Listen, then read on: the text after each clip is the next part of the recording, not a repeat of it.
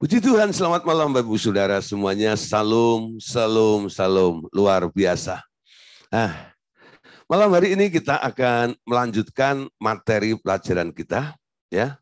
Kita masih membahas tentang duta perdamaian, ya. Seperti apa yang sudah kita bahas tadi malam.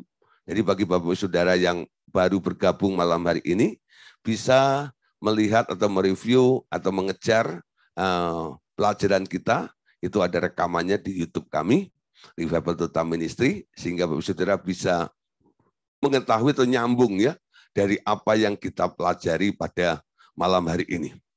Nah, ternyata bahwa Bapak itu ketika memanggil kita, menyelamatkan kita, dia bukan hanya menjadikan kita umatnya saja, tapi kita juga menjadi sarana, yaitu alat yang dipakai oleh Tuhan.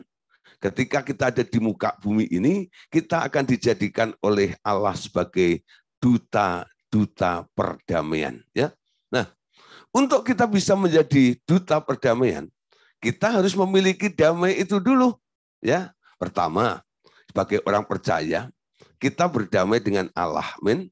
Lalu kita berdamai dengan sesama.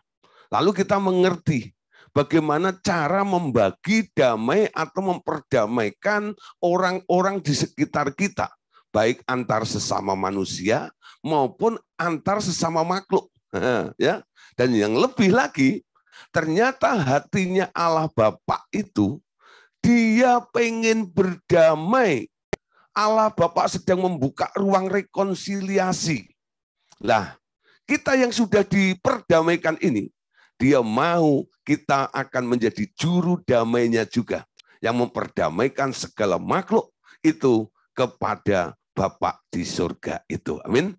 Nah, saudara, modalnya begini. Ketika Tuhan Yesus ada di muka bumi, Tuhan Yesus pernah berkata, damai sejahtera ku berikan kepadamu, dan damai sejahtera ku tinggalkan bagimu. Nah, saudara, ini komplit pernyataannya. Jadi kalau diberi, tapi lupa ditinggalkan, Anda nggak dapat dong, ya toh. Nah, saya satu kali pernah juga, nih Gideon, saya kasih nih ya, diberi itu. Lalu orangnya lupa naruh barangnya, dibawa pulang. Jadi ketika dia ngomong gitu ya, tapi saya nggak mendapatkannya, ngerti ya? Kenapa? Hanya diberi, tapi nggak ditinggalkan. Tapi Tuhan Yesus bilang, damai itu aku berikan padamu, dan damai itu ku tinggalkan kepadamu. Artinya apa? Sekarang damai itu ada di bumi ketika Tuhan Yesus naik ke surga. Ya, damai itu tidak dibawa oleh Yesus. Damai itu sengaja diwariskan kepada kita semuanya. Tujuannya adalah supaya kita memiliki damai yang sama seperti apa yang Tuhan Yesus pernah punya selama dia ada di muka bumi itu. Kenapa harus damainya Yesus? Karena damainya Yesus itu beda dengan damai dunia. Ketika Tuhan Yesus memberikan damai itu, dia juga berkata, damai yang kuberikan ini tidak seperti dunia berikan. Artinya punya kualitas yang berbeda, ya. Punya kualitas yang berbeda. Dan damai ini bukan made in dunia. Damai ini adalah made in surga ternyata. Jadi damai yang diberikan oleh Allah kepada kita ini, itu bukan buatan dunia. Tapi ini adalah produknya surga. Ya. Dan kita menerima damai yang luar biasa seperti itu. Nah, saudara, Tuhan bilang begini, ya, tadi malam dalam pelajaran kita terakhir, apa yang kamu terima, damai itu, jaga baik-baik, betul? Jaga baik-baik.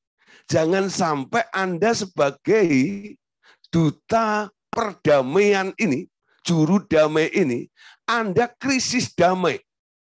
Ya, Anda krisis damai. Tanda-tanda orang krisis damai itu apa?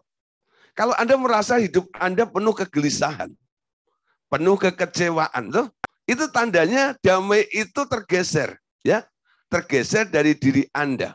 Nah, saudara, jangan sampai situasi di sekitar kita ini itu menghancurkan atau menghilangkan damai yang Tuhan telah wariskan kepada kita semuanya.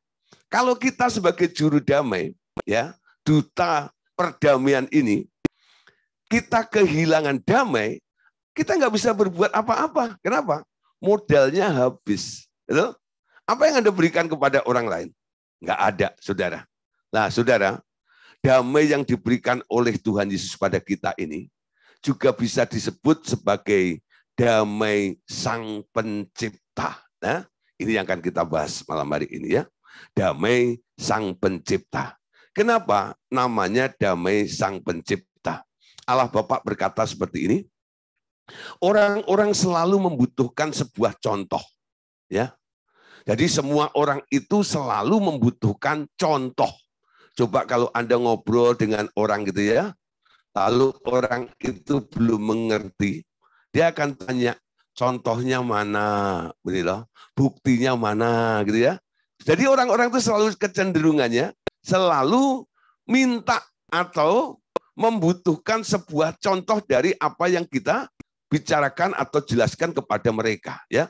Dan orang-orang yang kujadikan contoh-contoh seperti ini, Bapak berkata, akan memimpin seluruh bangsa. Ini kerinduan daripada Allah Bapa, ya.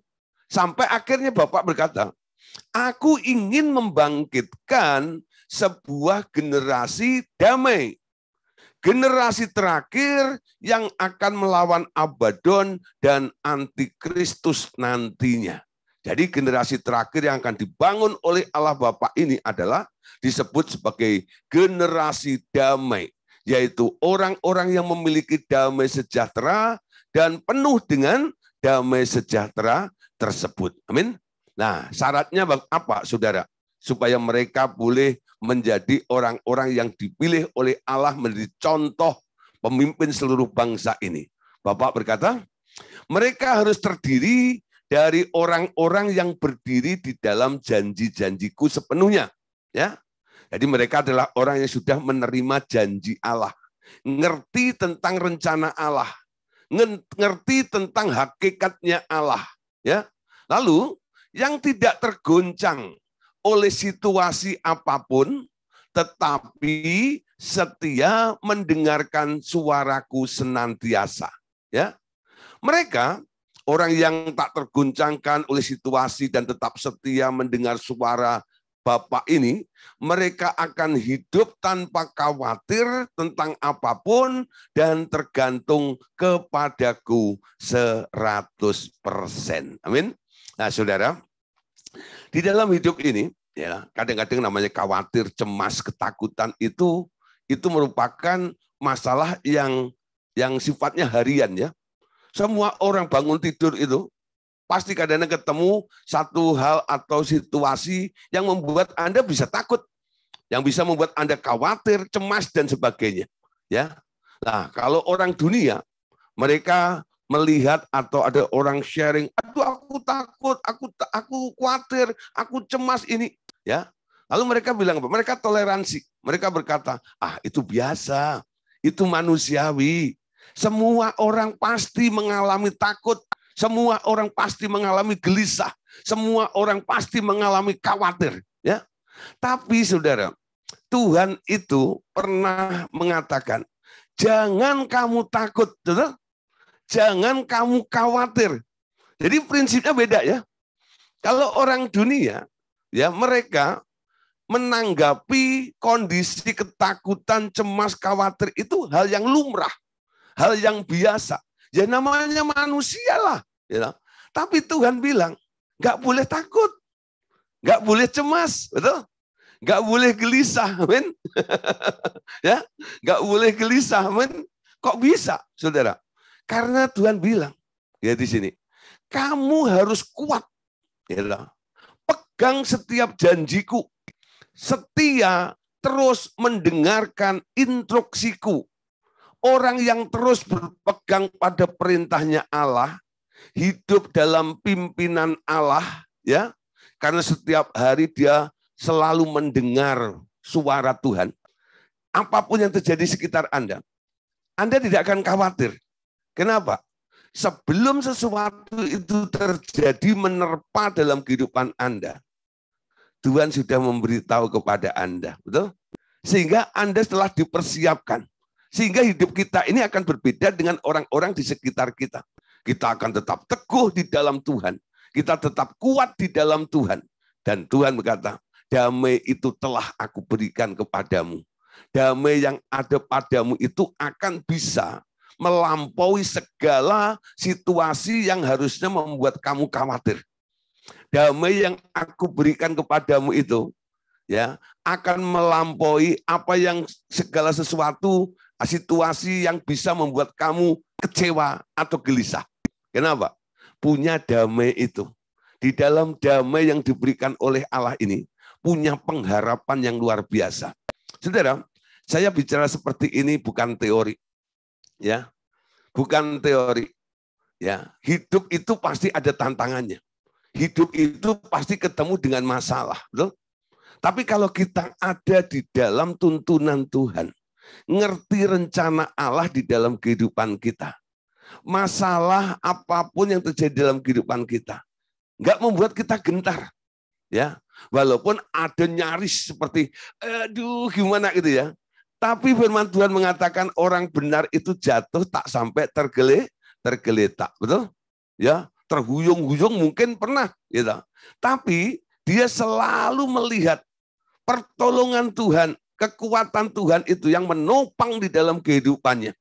Disitulah saudara, setiap hari saya berkata kepada Tuhan, Tuhan, Engkaulah sandaran di dalam hidupku.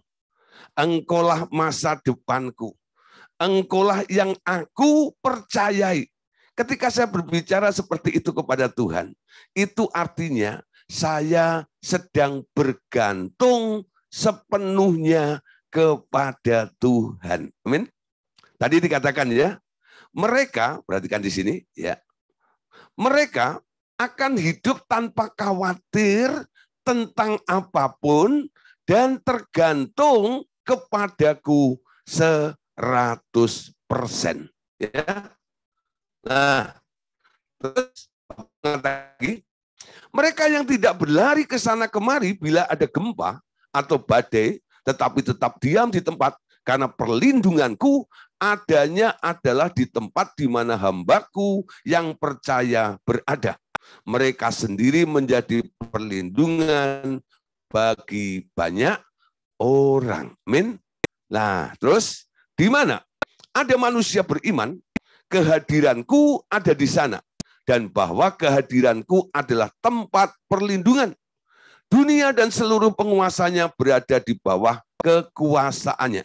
Dan ya, dia adalah orang yang mengendalikan situasi. Amin. Jadi orang yang memiliki damai sejahtera Allah damai ini adalah orang yang mengendalikan situasi. Bukan dikendalikan oleh situasi. Nah, saudara, kita lihat contoh ya dalam Perjanjian Baru, Kisah Para Rasul pasal 27 ayat 22 sampai ayat 24. Perhatikan di sini. Ini pengalaman dari seorang murid Tuhan atau hamba Allah namanya Rasul Paulus. Paulus berkata begini, tetapi sekarang juga dalam kesukaran ini, aku menasihatkan kamu supaya kamu tetap bersemangat.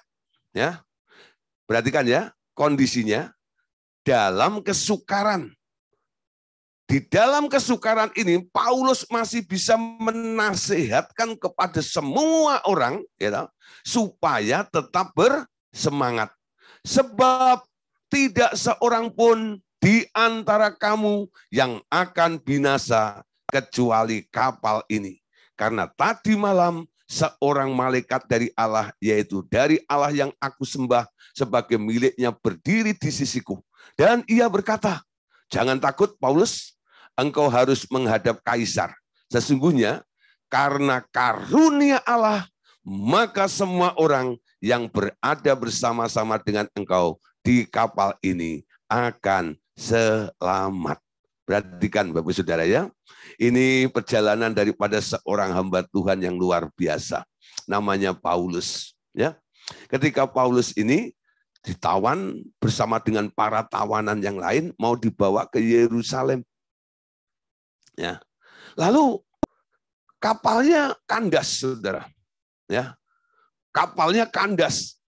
Lah, di tengah-tengah itu banyak ombak, badai, dan semuanya. Kapal sudah mulai, air sudah mulai masuk ke dalam kapal. Nah, otomatis sudah instingnya semua orang yang ada di situ adalah apa? Menyelamatkan diri. Ya, mereka mulai mencari sekoci untuk bisa lari, ya, keluar dari kapal itu untuk menyelamatkan diri sampai ke pantai, saudara. Ya, tapi Paulus berdiri di tengah-tengah orang yang sedang kalang kabut seperti itu, dan dia mengatakan, dalam kesukaran ini aku menasihatkan kamu supaya kamu tetap bersemangat, ya. Sebab seorang pun di antara kamu, ya, di sini tidak ada seorang pun di antara kamu yang akan binasa kecuali kapal ini. Kenapa Paulus bisa ngomong seperti itu? Ternyata, saudara, Paulus itu, ya, ketika terjadi masalah seperti ini atau sebelum masalah itu terjadi, malaikat Tuhan telah datang kepada Paulus, memberitahu semua detailnya, ya, sehingga ketika semua itu terjadi, Paulus nggak kaget, saudara, ya. Nah, Paulus nggak kaget. Nah, ini gambaran seperti apa yang dikatakan oleh Bapak tadi ini. Orang banyak, ya, pada kaget dan dipengaruhi oleh situasi, terpengaruh oleh kondisi, tapi Paulus tidak. Dia bisa mengubah, mengendalikan kondisi itu, ya. Sampai Paulus memberi jaminan, kalau kamu keluar kapal ini, ya, kamu akan mati. Tapi kalau kamu tetap ada di dalam kapal ini, kamu tidak akan mati. Kenapa? Ya, karena Tuhan ngomong, gitu. Seluruh isi kapal ini nggak akan mati karena kamu, Paulus. Kamu mendapatkan kasih karunia karena kamu harus menghadap kaisar nantinya. Ya, ada misinya, ada tujuan di situ, di mana Allah, ya, di sini memakai Paulus di situ, walaupun ada tantangan dan sebagainya, rencana Allah nggak boleh gagal. Termasuk orang-orang yang ada di sekitarnya ini. Nah, saudara, walaupun mungkin sudah diingatkan oleh malaikat atau diberitahu oleh malaikat, tapi kalau melihat angin, ombak, kapal pecah dan sebagainya, mikir juga, ya. Mikir juga, ya. Tapi Paulus ini kok kenapa nggak mikir, ya? Karena Paulus itu mengenal siapa yang ngomong, betul? Nah, dia mengenal Allah itu. Nah, saudara, kita perhatikan di sini, ya. Orang yang dipimpin oleh Allah selalu mendengar instruksinya Allah. Walaupun ada badai tofan sekalipun yang menerpa di dalam kehidupannya, dia tak akan goyah menghadapi semuanya itu. Amin. Tetap memiliki damai yang luar biasa tersebut. Ya. Lalu Bapak katakan lagi, lihat ketika, nah ini contoh berikutnya, tadi Paulus, ya. Lihat ketika anakku berjalan di laut, badai bahkan dapat digunakannya untuk mengajar Petrus untuk berjalan dengan iman. Itu hanya seperti tempat bermain baginya, ya. Itu hanya tempat bermain baginya, ya. Lah, terus pertanyaannya begini. Mengapa Tuhan Yesus tak takut kepada badai dan ombak itu? Betul? Kenapa Tuhan Yesus tidak takut dengan badai itu? Jawabannya, karena bumi, angin, dan air itu adalah produk dari firman-Nya sendiri, yaitu firman-Nya Tuhan Yesus. Ya, anakku tidak memiliki rasa takut. Jadi Tuhan Yesus itu nggak memiliki rasa takut kepada bumi dan isinya itu sama sekali. Karena mereka hanyalah ciptaannya sendiri yang berada di bawah kendalinya sepenuhnya. Ya, jadi sekarang kita tahu kenapa Tuhan Yesus nggak takut dengan badai, ombak, dan tofan itu. Karena memandang semua yang sedang bergejolak di sekitarnya itu adalah ciptaannya. Betul nggak, ya? Siapa yang menciptakan angin? Ya Tuhan. Ya Yesus sendiri, ya. Siapa yang menciptakan air, menciptakan laut? Ya dia sendiri. Jadi kalau ada sang pencipta takut sama ciptaannya kan lucu. Betul nggak, ya? Nah, disinilah saudara, alasan kenapa Yesus tidak takut dengan angin, ombak, taufan, badai, dan gelombang yang begitu besar. Karena Yesus hanya memandang, itu semua yang sedang bergelora, yang mengancam, yang membahayakan di depan saya ini, itu semua kan ciptaanku. Ya, dengan berpikir seperti itu, akhirnya damai itu muncul secara luar biasa melimpah-limpah di dalam diri Tuhan Yesus. Betul? Tapi kalau dia berpikir itu merupakan serangan, ya, apa yang terjadi? Damainya hilang, ketakutannya yang muncul, betul? Nah, saudara, cara berpikirnya Tuhan Yesus memandang semua yang sedang bergejolak, situasi dan kondisi itu adalah ciptaannya belaka, membuat dia damai. Nah, oleh sebab itu, damai yang dimiliki oleh Tuhan Yesus itu bisa disebut sebagai damai sejahtera Sang Pencipta. Amin. Damai sejahtera Sang Pencipta. Nah, saudara, kita lihat dulu ayatnya. Nanti saya akan jelaskan lebih dalam lagi tentang damai sejahtera Sang Pencipta ini. Matius 14 ayat yang ke-28 dan ayat 29. Perhatikan. Lalu Petrus berseru dan menjawab dia, Tuhan, apabila engkau itu, suruhlah aku datang kepadamu berjalan di atas air. Kata Yesus, datanglah. Maka Petrus turun dari perahu dan berjalan di atas air mendapatkan Tuhan Yesus. Ya, nah saudara. Tapi sebelumnya, sebelum ayat ini, kalau Anda membaca, awalnya murid-murid termasuk Petrus itu kan ketakutan tuh. Takut dengan ombak, takut dengan badai, ya. Lalu muncullah Tuhan Yesus, ya, di tempat yang sama. Yang satu takut dengan ombak, air, ya, badai dan sebagainya. Nah, Tuhan Yesusnya dia nggak takut, malah berdiri dan berjalan di atas air. Nah, di sini ini pemandangan yang luar biasa ya.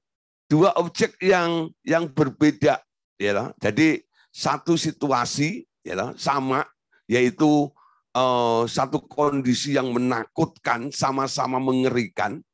Yang satu ketakutan, yang satu tidak ketakutan. Berani di situ, ya. Nah, itu dibuktikan dengan berjalan di atas air tersebut itu. Nah, lalu ketika Petrus menyadari bahwa itu adalah guru dan Tuhannya, lalu muncullah iman di dalam Petrus itu. Sehingga Petrus berkata, ya, apabila engkau itu, suruhlah aku datang kepadamu berjalan di atas air itu. Lalu Tuhan bilang, datanglah. Dan maka Petrus turun dari perahu, lalu berjalan di atas air mendapatkan Tuhan Yesus. Ya, jadi Petrus pernah berjalan di atas air enggak? Pernah, ya. Tapi enggak lama kemudian Petrusnya tenggelam. Ya, Petrusnya tenggelam, saudara. Ya, Petrusnya tenggelam. Kenapa Petrus tenggelam? Ya, ketika dia berjalan bersama dengan Tuhan Yesus di atas air itu, ya. Kenapa?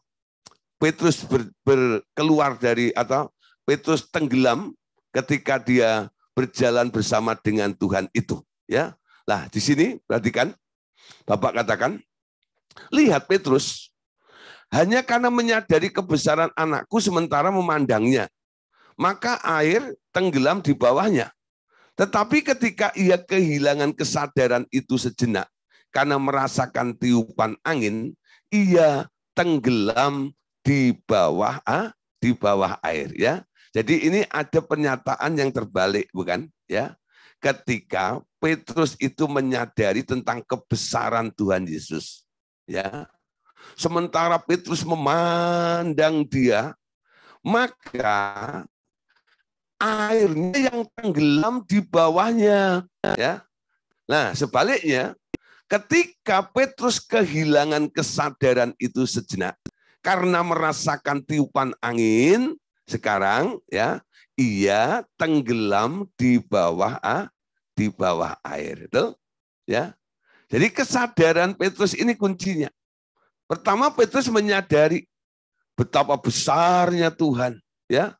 Kesadaran akan adanya Tuhan dan matanya yang terus memandang Tuhan itu membuat dia bisa berjalan di atas air, atau air sekarang ada di bawah Petrus, ya.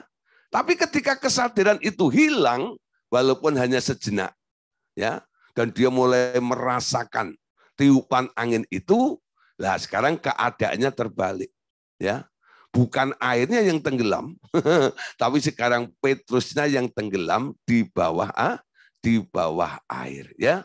Nah, saudara, kesadaran ini kadang-kadang tergeser. Walaupun hari ini nih, ketika Bapak Ibu Saudara dengar firman Tuhan ini, mungkin iman semangat Anda 45, betul? Biasanya nih, kalau habis Zoom begitu, nanti loh, Pak, puji Tuhan. Haleluya, gitu ya. Kayaknya itu, wah, semuanya akan aku lakukan, semuanya akan aku kerjakan, semuanya pasti terjadi dalam kehidupan saya, betul? Karena firman itu baik semuanya, betul? Mengandung janji yang luar biasa dalam kehidupan kita. Amin. Nah, ketika Anda sedang dipengaruhi karena saya menyampaikannya seperti ini, Anda terpengaruh, bukan? Terpengaruh dengan apa yang saya beritakan, tuh, yaitu firman Tuhan itu. Sehingga muncul keberanian yang luar biasa.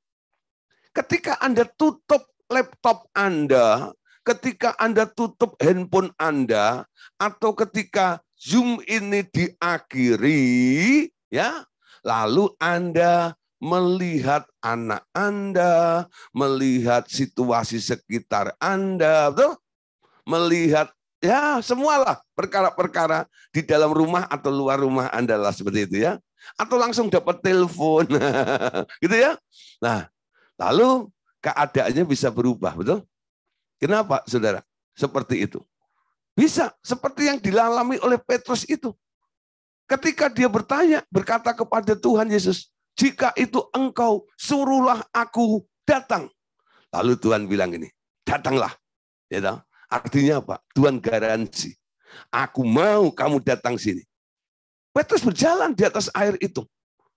Tapi ketika beberapa langkah dia berjalan di atas air itu, matanya yang semula memandang kepada Yesus, sekarang mulai memandang kepada ombak, memandang kepada air, ya.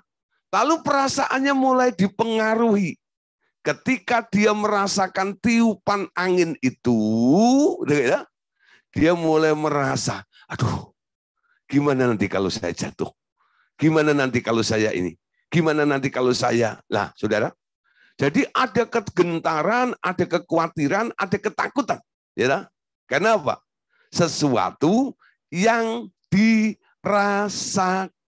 Ya, sesuatu yang dirasakan. Nah, saudara, kalau orang memandang Yesus, yang dirasakan Yesus, bukan? Ya. Tapi kalau Anda memandang masalah, yang dirasakan masalah, betul?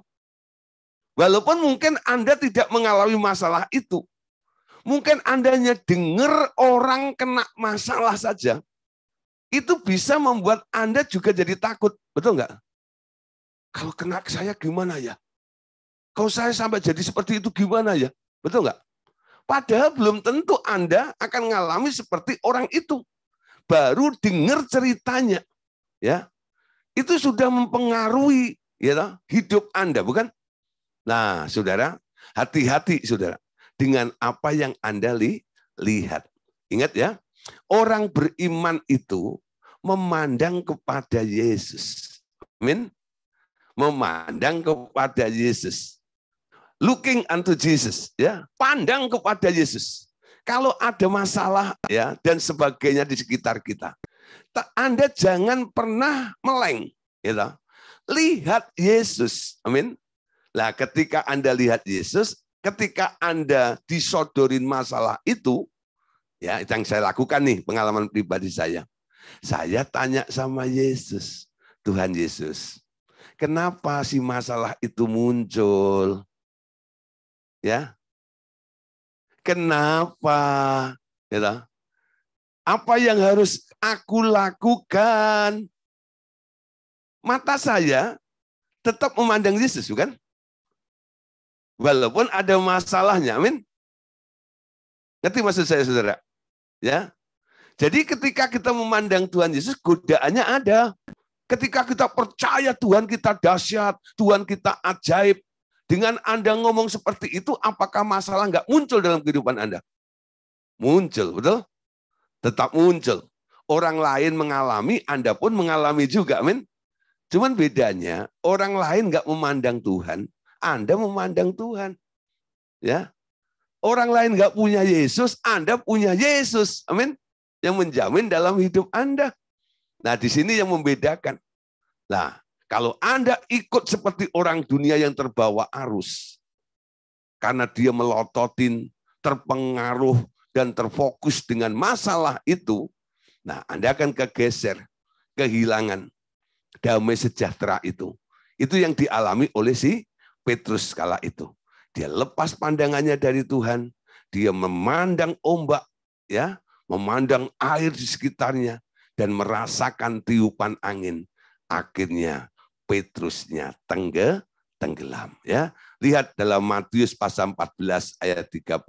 Ya, nah ini yang dikatakan oleh firman Tuhan tentang kenapa Petrus jatuh. Ya, tetapi ketika dirasanya, ya perhatikan yang di headline ini ya. Tetapi ketika dirasanya tiupan angin, takutlah ia dan mulai tenggelam, lalu berteriak, Tuhan tolonglah, Tuhan tolonglah aku. Ya, nah ketika dirasanya, ketika perasaannya mulai main, ya, ada tiupan angin itu, dia menjadi takut. Ya, kenapa takut? Kehilangan damai, betul nggak? Orang takut itu kehilangan damai, damainya tidak melindungi lagi. Karena apa? Sudah diganti dengan ketakutan itu.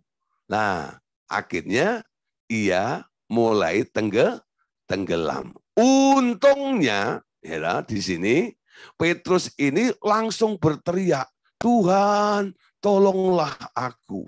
Ya, ya, saya berpikir gini ya, saya melihat kondisi Petrus ini, ya. Petrus ini kayaknya aliran karismatik gitu ya.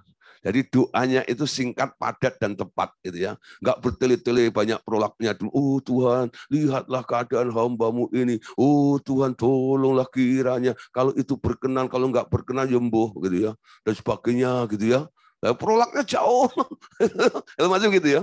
Nah, tapi Petrus ini kayaknya pernah ikut pelajaran KPP kali dulu. Diajarin doa singkat, tepat, dan padat. Ya toh? Nah, menurut kebutuhannya nggak usah bertele-tele. Ya toh? Ketika dia tenggelam, ya toh? Dia nggak mengucapkan doa Bapak kami sampai amin gitu ya. Bapak kami yang di surga, dikuduskanlah namamu, datanglah kerajaanmu, jadilah kehendakmu di bumi surga, dan amin gitu ya. Nah, dia amin sudah sampai dasar laut gitu. Tapi doanya singkat ya. Ketika dia sadar dia tenggelam, ya, tangannya belum tenggelam, you know, tapi kepalanya sudah tenggelam, dia teriak, Tuhan, tolong aku. You know? Nah, dengan cepat sikap Tuhan Yesus sabut tangannya Petrus itu, lalu diangkat, ya, diangkat. Nah, ya, lalu diajak masuk ke dalam kapal lagi, ya, kapal lagi itu, lalu taruh di sini di kapal itu. Nah, saudara, pelajaran apa yang bisa kita petik dari pengalaman Petrus ini? Ya, di sini dikatakan, ya, Petrus tenggelam karena ia hanya memiliki gambaran Tuhannya sesaat saja. Ya, Petrus tenggelam karena ia hanya memiliki gambaran Tuhannya sesaat saja. Perasaannya belum cukup terlatih. untuk stabil bertahan dalam kesadaran hadiratku. Ya, jadi banyak orang itu hanya gini loh, ya. Jadi mereka kalau di gereja gitu merasakan, aduh, tadi hadirat Allah luar biasa ya, penyembahannya tadi membuat saya gereng gitu ya, maknyes. Siapa yang pernah begitu ya? Kalau di gereja lu ngerasain loh, tadi WL-nya luar biasa itu ya, nyaris gitu ya, nyaris tak terdengar. Gitu ya. Enak banget seperti itu ya. Nah, di gereja berapa lama sih? Di paling banter 2 jam, 2,5 jam ya. Nah, setelah Anda keluar, itu semua hilang aja gitu. Ya, ketika apa mungkin ya, Anda beli makan gitu ya. Lalu kepedesan sedikit gitu. Gitu. Gitu. Atau rasanya nggak enak begitu gitu ya. Itu udah apa melenyapkan gitu. Apa yang Anda peroleh dalam beberapa jam tadi itu. Nah, itu yang dikatakan Tuhan tadi di sini, ya. Banyak orang itu hanya mampu bertahan beberapa waktu saja ya di sini. Nah, tidak stabil ya. Bertahan dalam kesadaran hadirat anakku seperti ini. Nah, tetapi jika sekarang engkau berada dalam persatuan dengan Dia, maka kuasanya akan tinggal secara permanen di dalam dirimu. Anakku, banyak rahasia seperti ini akan kubukakan dan kutunjukkan kepadamu sampai engkau menjadi matang di dalamnya. Ya, matang di dalamnya. Nah, seperti lagu ujian takdir. Tinggal dalam indahnya dekapan kasih-Mu. Ya, berapa lama tinggal dalam? Ya, bukan tinggal luar, tinggal dalam. Di dalam Tuhan. Ya. Tiap saat saudara, kesadaran Anda bersekutu dengan Tuhan itu. Ada orang kadang-kadang kalau enggak lagi menyembah Tuhan, dia berpikir dia enggak sedang bersama Tuhan. Tapi kalau lagi menyembah Tuhan, dia baru nih, dia bilang, aku sedang bersama dengan Tuhan. Nanti kalau dia bekerja, dia seolah-olah enggak bersama dengan Tuhan. Nah, nanti dia bilang tuh, bentar-bentar ya, kita istirahat dulu dari pekerjaan kita. Kenapa? Saya mau ketemu Tuhan. Lah, jadi kehilangan Tuhan. Berapa lama Anda kerja? 8 jam kadang-kadang ya, dalam satu hari. Berarti dalam 8 jam itu Anda kehilangan kesadaran Anda dengan Tuhan, atau Anda keluar dari penyertaan Tuhan, bukan? Nah, sekarang kita harus menyadari bahwa Dia itu mau tinggal bersama dengan Anda selamanya. Anda pun juga begitu. Kesadaran Anda bangun seperti Dia, pengen terus bersama dengan Anda setiap saat, setiap waktu, setiap jam, setiap menit, dan setiap detik. Amin. Nah, kerinduan Anda sama. Jadi jangan Anda merasa kalau sedang menyembah Tuhan atau baca Alkitab atau berdoa, baru Anda merasa bersama dengan Tuhan. Ya.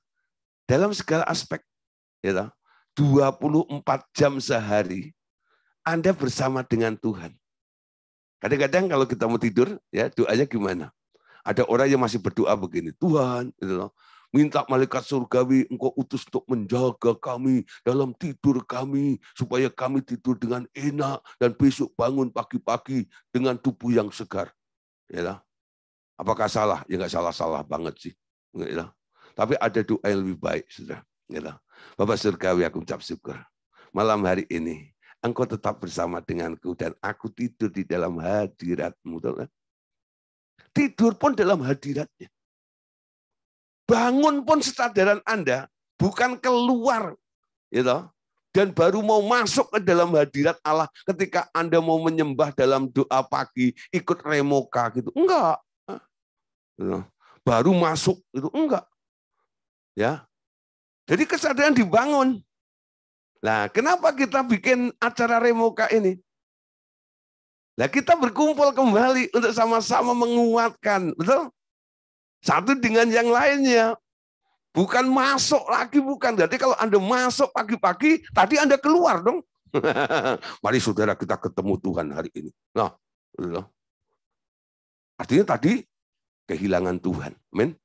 Nah, dibangun kesadarannya penuh. Dalam segala keadaan, apapun yang engkau kerjakan, semuanya itu untuk Tuhan, karena Tuhan bersama dengan Anda. Amin.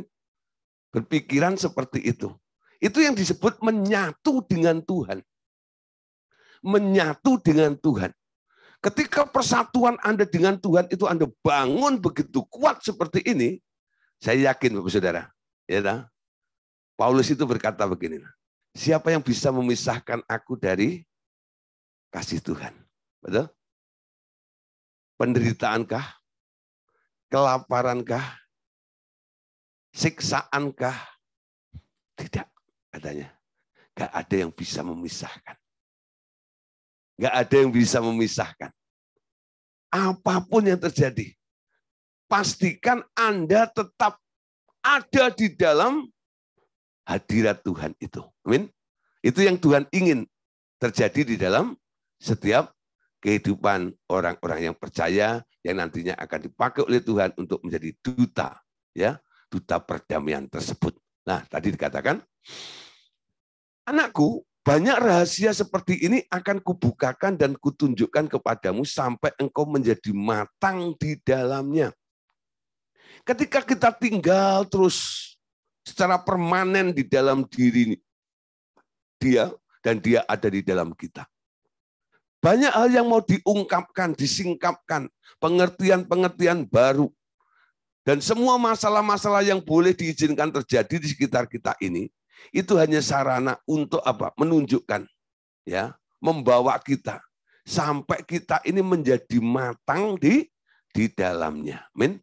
Nah, saudara, tapi manusia ini kan memiliki 5 indera, ya.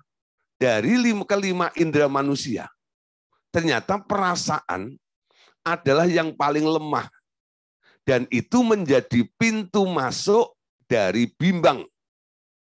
Kehilangan kesadaran alam roh, ya, kehilangan kesadaran alam roh, dan orang itu kandas imannya. Jadi orang yang mulai dipengaruhi oleh perasaannya, kesadarannya akan Tuhan atau alam roh itu hilang. Ketika hilang kesadaran itu, imannya kandas. Gampang kan? Gampang kandas. Amin. Nah, di sini Allah Bapa berkata kepada kita semuanya sebagai peringatan, dia katakan bahwa perasaan itu sebenarnya membutuhkan perhatian yang serius dan harus dilatih. Untuk apa? Untuk tunduk kepada pengertian akan firman. Kalau seseorang hendak hidup di dalam iman. Amin. Nah, saudara, kalau Anda mau hidup di dalam iman, jangan hidup dalam perasaan. Amin. Kalau Anda mau hidup dalam iman, Anda jangan menggunakan perasaan. Ya. Orang dunia kan ada lagunya, perasaan ini. Nah. Perasaan ini. Gitu, gitu. Nah, saudara, padahal banyak orang itu, ya. Kalau perasaan disinggung kan nggak mau, betul nggak itu? Tapi kadang-kadang lucu juga, ya. Kalau dia sedang tersinggung gitu, ya, lalu jadi baper gitu, ya. Nah, bawa perasaan gitu, ya. Itu nanti kadang-kadang kayak satu barang yang barang antik gitu, ya. Padahal dia nggak suka keadaannya, ngalaminya, tapi untuk melepaskan, untuk membuangnya sayang, betul? Itu yang sering saya jumpai. Kalau ada orang-orang yang konseling atau orang tuanya bawa anaknya dan untuk dibereskan masalahnya, nah ternyata ada unsur bapernya ini, kalau macam, ya saya bilang gini, ini uniknya baper itu begini, saya bilang gitu. Semua orang kalau disinggung perasaannya nggak suka, bukan? Ya, nggak suka, gitu. Nggak suka disinggung gitu. Perasaannya tuh nggak suka. Kamu menyinggung perasaan saya ya. Nah gitu ya. Nah, ketika dia tersinggung dan dia baper gitu ya, lalu dibilang ini, perasaan seperti itu, baper seperti ini, buanglah. Ya, kenapa kamu baper gitu? Emang kamu suka baper? Ya enggak. Tapi disuruh buang, nggak mau. Kenapa?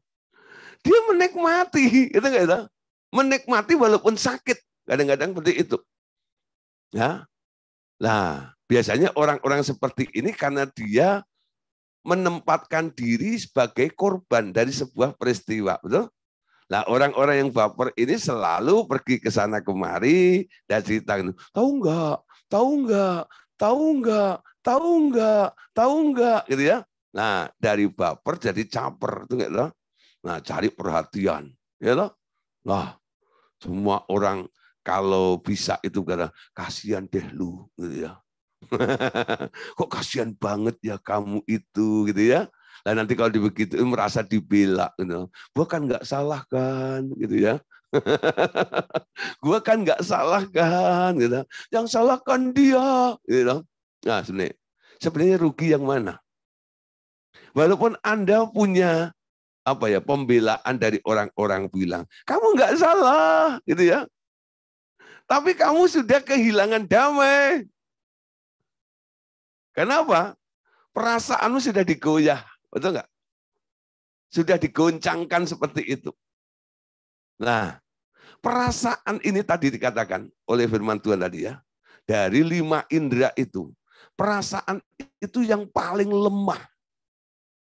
Itu menjadi pintu masuk dari rasa bimbang, kehilangan kesadaran akan alam roh, dan membuat orang mudah kandas di dalam imannya. Ya, ada orang yang nggak mau gereja lagi, bahkan nggak mau jadi orang Kristen lagi, gara-gara apa? Perasaan. Kenapa? Tentang harga diri biasanya, ya, harga dirinya. Udah, ya, pertama ya, dia nggak masuk gereja itu, gara-gara ya nggak disapa sama pendetanya. Yang lain disapa, disalami, pas giliran dia itu ada pendetanya itu ada apa namanya? Ada yang manggil gitu loh, ya, terus dia nengok gitu. Lah nengok itu nggak sempet nyalamin dia udah lewat. Padahal maksud pendeta tadi itu bukan nggak mau nyalamin, gitu. Nah, karena ada gangguan dia nengok ke sana pas dia lewat. Oh dia merasa gitu ya. Saya dianaktirikan ya. Yang lain disalami, saya tidak ya. Gitu. Gitu. Akhirnya nggak mau ke gereja. Emang gereja cuma itu, cari gereja lain gitu lagi ya. Nah itu juga saudara. Orang-orang seperti itu biasanya imannya nggak lama. Ya, nggak lama lagi kandas maksud saya. Ya, kenapa saudara? Dipengaruhi kuat oleh situasi yang membuat perasaannya itu terganggu. Amin. Nah, oleh sebab itu perasaan itu membutuhkan perhatianku khusus, ya. Dan harus dilatih perasaanmu itu untuk tunduk kepada pengertian akan firman. Ya, itu kalau seorang punya tekad hendak hidup oleh atau di dalam iman. Amin. Nah, saudara, itu caranya seperti itu. Nah, saudara, Bapak mengatakan, aku telah mengangkatmu untuk menjadi satu dengan anakku. Untuk mewarisi seluruh sistem ciptaan anakku bersama dengan dia. Jika engkau berada sepenuhnya di dalam dia. Alam semesta yang besar ini juga ada di dalam kendaliku anakku. Ya. Nah, saudara, dalam chattingnya, Pak Andreas ini ya, dia mendapatkan pengertian baru ya dari Tuhan.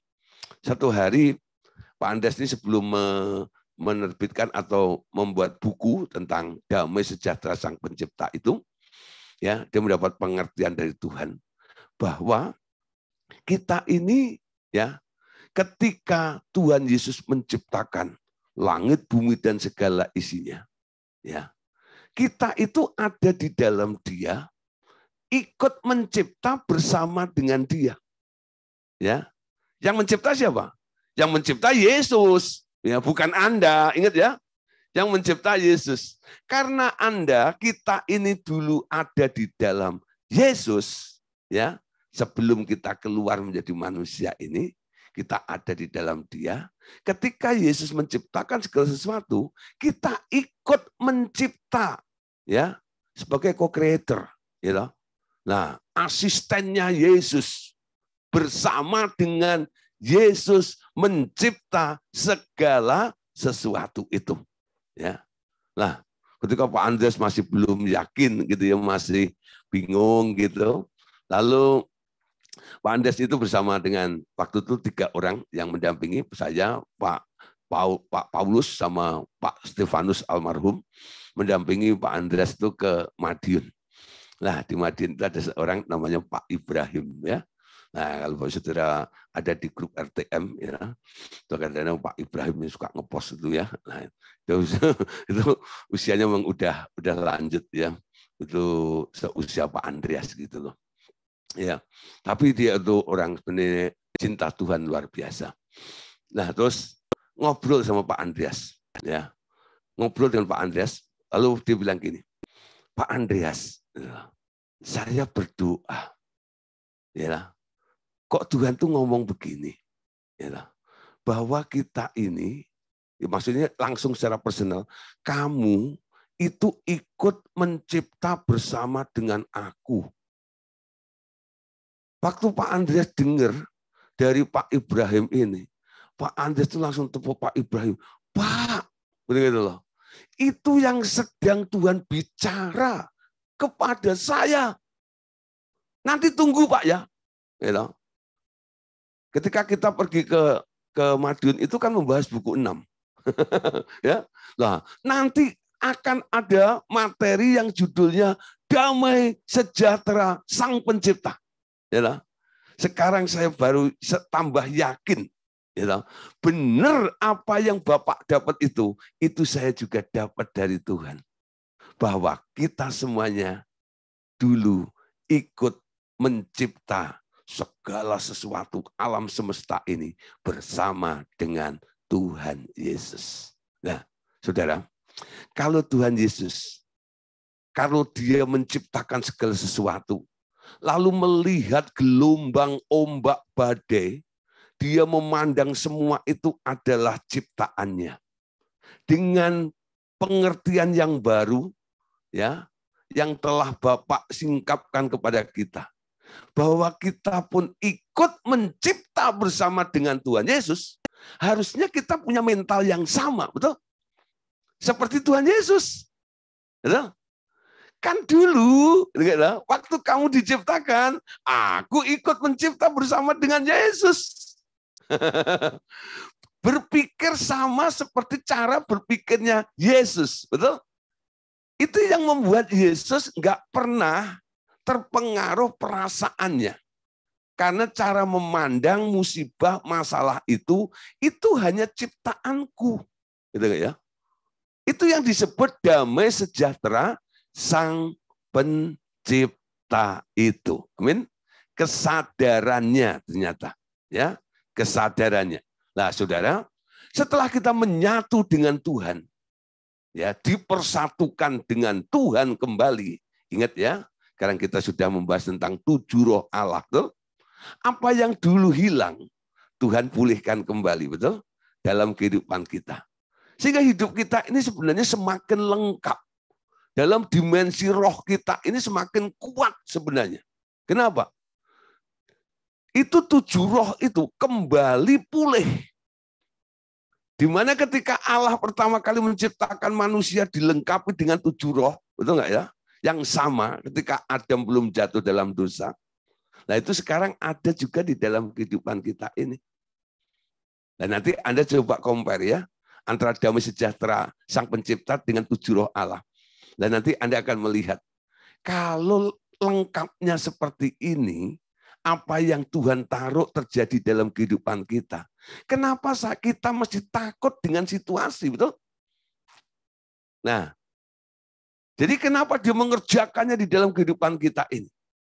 Nah, disinilah saudara, kita mulai menangkap ya bahwa potensi itu ada dalam diri kita, makanya dia berniat untuk menjadikan kita sebagai duta perdamaian, karena damainya Allah di dalam kehidupan kita. Nah, melalui berjalan bersama dengan dia, berbicara tiap saat dengannya, kesadaran akan diri sendiri akan dilenyapkan dan berganti dengan kesadaran akan persatuan dengan dia, bahkan menjadi satu ya, atau manunggal dengan Sang Pencipta, ya, menyatu dengan Sang Pencipta itu. Dan kalau menyatu, manunggal dengan Pencipta, kualitasmu sama seperti Sang Pencipta itu nantinya. Amin. Nah, saudara, Kolose 3:15. Hendaklah damai sejahtera Kristus memerintah dalam hatimu. Karena untuk itulah kamu telah dipanggil dalam satu tubuh dan bersyukurlah. Amin. Hendaklah damai sejahtera Kristus itu memerintah dalam hatimu. Damai yang mana itu? Damai Sang Pencipta itu. Betul? Itu harus permanen, memerintah di dalam hati kita. Ya. Nah, itu harus terjadi, jangan tergeser karena perasaan-perasaan Anda. Nah, saudara, untuk menutup malam hari ini, coba kita lihat, saudara, dampak daripada kalau kita memiliki damai sejahtera Sang Pencipta ini. Ya, Bapak mengatakan, jika seorang hamba seperti Nabi Yesaya dan Yosua dapat mengendalikan matahari dan bulan hanya dengan kata-kata mereka, tidak terlalu aneh bagi seorang anak Allah untuk melakukan hal yang sama, bukan? Ya. Nah, demikian pula engkau sebenarnya juga sudah ditinggikan di atas semua benda-benda itu dengan statusmu sebagai anak-anak Allah. Sekarang tinggal menyadari bahwa tingkat posisimu di dalam alam ciptaan ini ditentukan oleh kesadaranmu tentang alam di sekelilingnya. Ya, nah saudara, ada perbandingan tadi. Ya, kalau dulu namanya Yesaya dan Yosua itu, dia bisa mengendalikan matahari. Ya, mengendalikan matahari. Nah, saudara, kasusnya sedikit beda ya. Kalau Yesaya ini memundurkan matahari 10 tapak. Betul nggak ya? 10 tapak itu 10 jam. Ya. Nah, mundur. Waktu bisa dimundurkan dengan cara apa? Mataharinya ditarik mundur seperti itu. Nah, saudara, bayangin ya. Gimana matahari itu bisa mundur. Ya. Itu dilakukan oleh seorang namanya Yesaya itu. Nah, saudara, Yesaya bisa ya tidak terpengaruh tapi bisa mempengaruhi. Alam itu bisa diatur oleh Yesaya itu loh. Mau maju, mau mundur. Ya. Jadi di depan raja siapa itu namanya Hizkia itu ya. Yesaya itu bilang begini. Kalau kamu nggak percaya tentang apa yang dijanjikan Tuhan yang akan terjadi kepadamu, bahwa kamu akan sembuh dan ditambah umur 15 tahun lagi, sekarang kamu minta tanda ya. Itu matahari buatan Ahaz bapakmu itu, mau dibuat maju atau mundur 10 tapak. Pilih. Mau maju atau mundur? Mau maju atau mundur, betul nggak? Jadi Yesaya itu menantang Raja Hizkia, betul? Nah, akhirnya si Hizkia mikir gini, kalau maju itu kan gampang. Ya. Kalau mundur, kalau mundurin waktu ini gimana nih? Nah, akhirnya dia pilih yang tersulit. Mundur aja deh. Gitu. Nah, kalau mobil mundur kan ada keneknya. Terus. Dan matahari keneknya siapa itu? Mundur 10 jam, saudara. Ya. Nah, itu bayangin, saudara. Apa yang dilakukan oleh Yesaya ini kan merusak tatanan, betul nggak itu? Seluruh dunia mengalami perubahan gara-gara Yesaya ini berkata, matahari mundur 10 tapak. Terjadi, saudara. Ya, terjadi. Jadi alam tunduk. Betul nggak? Alam tunduk. Nah, saudara. Lalu Yosua, ya, Yosua itu lebih aneh lagi. Ketika dia harus memimpin perang, ya, targetnya Tuhan berkata, musuh itu, ya, harus dibinasakan, dihabisi dalam 1 hari. Sebelum matahari itu tenggelam, musuh harus habis semuanya. Ya, tapi apa yang terjadi, saudara? Walaupun dikerahkan, ya, mungkin saat tentara itu pegang 2 pedang sekalipun, ya, di hitungannya Yosua ini nggak bakal, ya, akan habis. Kenapa? Saking banyaknya musuh itu, ya. Lah, di tengah-tengah kesulitan seperti itu, Yosua berdiri, ya. Dia berkata, matahari berhenti, bulan berhenti. Nah, matahari dan bulan suruh berhenti. Sehingga waktunya nggak berjalan, saudara. Sampai berapa lama? Nggak disebutkan. Tapi Alkitab mengatakan, sampai perang itu selesai. Musuhnya habis. Ketika musuhnya sudah habis, ya, lalu Yesus berkata, dah, jalanlah. Mataharinya unyu-unyu jalan lagi, normal seperti biasa. Nah, saudara, tadi dikatakan, demikian pula engkau sebenarnya juga sudah ditinggikan lebih daripada Yesaya maupun Yosua seperti itu. Ya, dari semua benda-benda itu, sebenarnya kita bisa memerintahkan, saudara. Ya, kita bisa berbicara kepada ombak, kita bisa berbicara kepada badai, kita bisa berbicara kepada angin, betul? Nah, mulai belajar sekarang, ya, memerintahkan, ya, atas benda-benda mati, ya, itu nggak salah, ya. Tapi kalau Anda mulai mengendalikan orang lain menurut keinginanmu, itu yang nggak boleh, ya, itu yang nggak boleh. Ingat ya.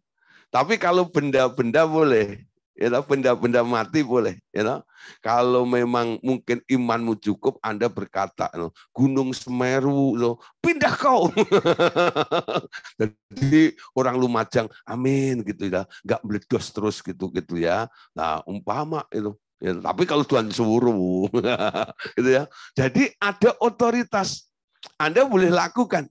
Karena apa? Kuasa itu diberikan kepada Bapak Ibu Saudara. Amin. Untuk apa? Benda-benda mati, ya. Ini pelajarannya. Jangan sampai Anda nanti menguasai atau mempengaruhi orang lain untuk keinginan Anda lagi, gitu. Ya. Nah, dengan itu namanya kayak hipnotis itu, betul nggak? Nah, itu witchcraft, itu doa sihir. Itu nggak boleh. Itu ada pelajaran sendiri dalam yang kita ajarkan, ya. Nanti itu ada di buku 6, ya. Bapak Ibu Saudara bisa cek kembali pelajaran tentang itu. Oke, Bapak Ibu Saudara, puji Tuhan ya.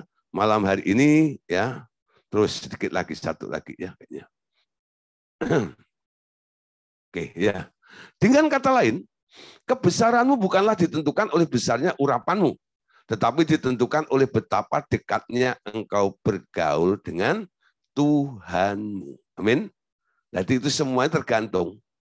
Orang yang semakin dekat dengan Tuhan, menyatu dengan Tuhan, kuasanya semakin hebat. Amin.